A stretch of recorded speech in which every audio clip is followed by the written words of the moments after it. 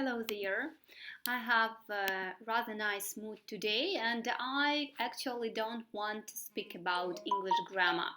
And today I want to introduce you the most common phrases in English language. So let's start. First phrase, thanks so much. This is a simple sentence you can use to thank someone. To add detail, you can say thanks so much for plus noun or verb with ing ending. For example, thanks so much for the birthday money, or thank you so much for driving me home. Phrase 2. I really appreciate.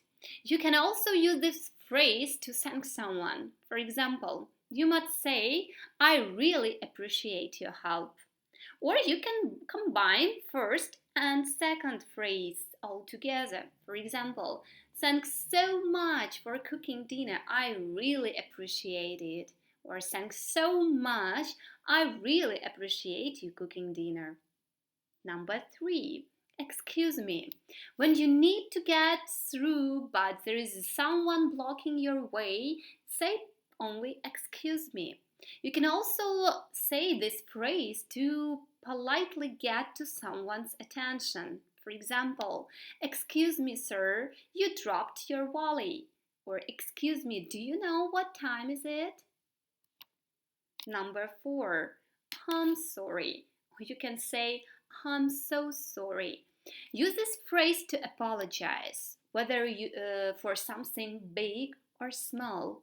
You use for to give more detail. For example, I'm sorry for being so late, or I'm sorry for the mess. You can use really or so to show you are very sorry for something. For example, I'm really sorry I didn't invite you to the party. Number 5. What do you think? When you want to hear someone's opinion on a topic, use this question. I'm not sure if should paint the room yellow or blue. What do you think? Number 6. How does it sound? If you suggest an idea or a plan, use this phrase to find out what others think.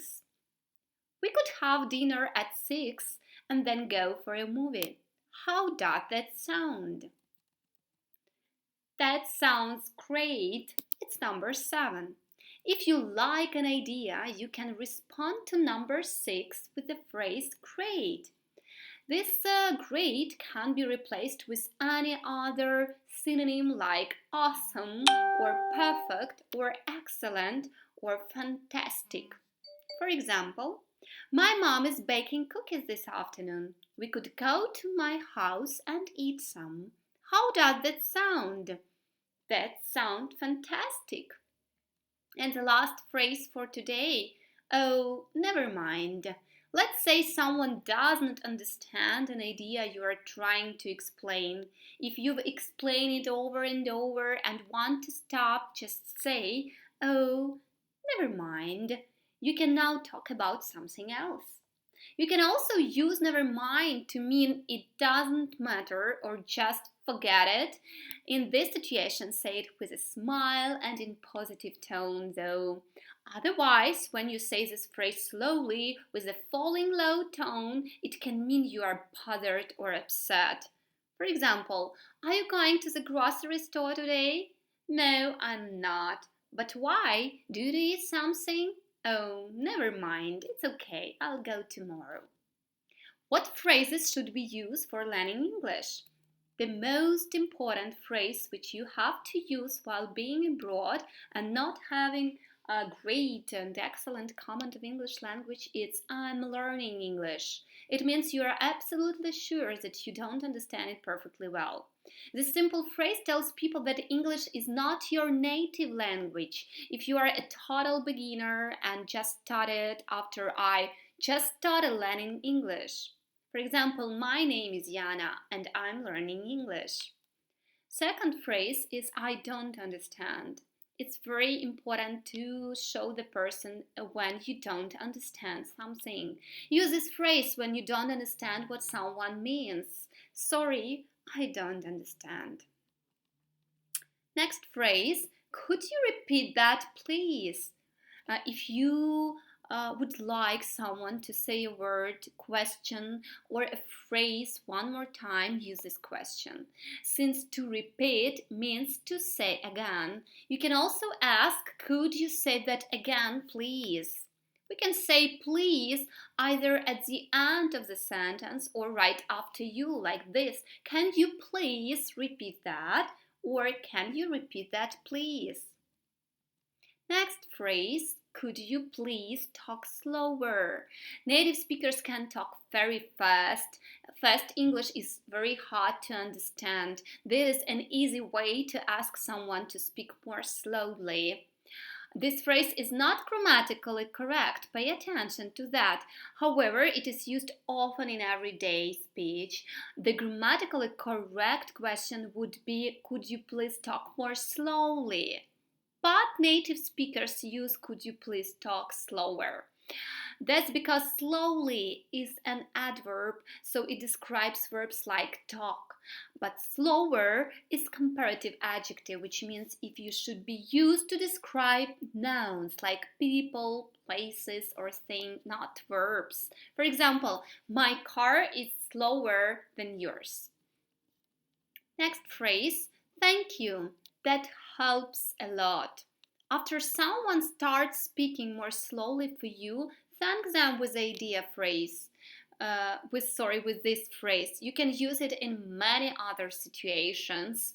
For example, Ben, could you please make the font bigger? It's hard for me to read the words. Sure, I'll change it from size 10 to 16.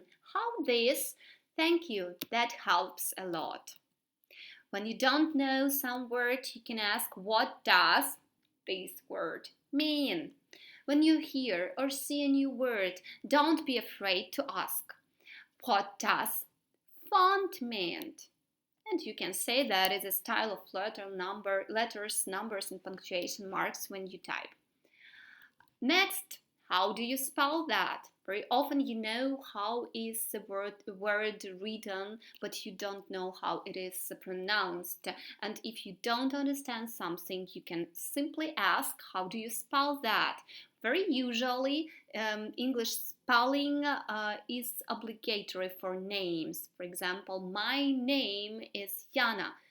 How do you spell that? Afterwards, you have to say letters YANA. What do you mean? What do you mean? Means, okay, what do you mean means? Okay, when you understand the words one by one, but you cannot understand the phrase completely, and when you connect all those words together and you cannot understand what does the person mean, you can ask this question, what do you mean? For example, the Smiths do have a really nice house, but the grass is always greener on the other side. What do you mean? I mean that if we had the Smith's house, we probably would not be happier than we are now. We always think other people have better lives than us, but other people have problems too. Next time we are going to study phrases which mean for introducing yourself and making friends. So be in touch and have a nice mood. Bye bye.